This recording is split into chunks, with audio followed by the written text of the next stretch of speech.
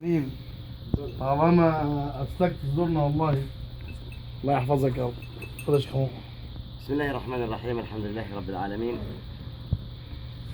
خذ قلمي بل انطقي لساني وأرسلي بالشكر والعرفان لشيخنا رائد الفرقاني. أقول ثمانية لا بد منها على الفتى ولا بد أن تمضي عليه الثمانية: سرور وأحزان وجمع وفرقة وعسر ويسر ثم سقم وعافية.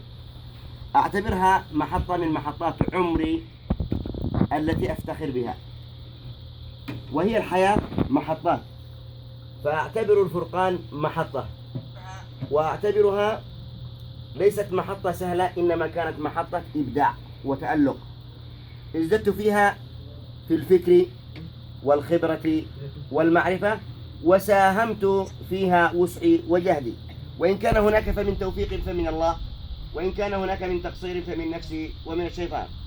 وأقول يكفيني في هذه المرحلة العمرية وفي هذه المحطة أنني تعرفت على الشيخ وعلى أبي محمد وعلى الشيخ ياسر وعطية وعبد المنان ومحمد أمين وجميع العاملين الذين يعني كان لهم بصمات في الأثر، وأيضا الدكتور يحيى وجميع العاملين، حتى وإن نسيت أو خانتني ذاكرتي في بقية الأسماء، لكن أقول المجمع عموما وشمول له بصمة في قلوبنا لن ننساها. ولذلك كما قال الشيخ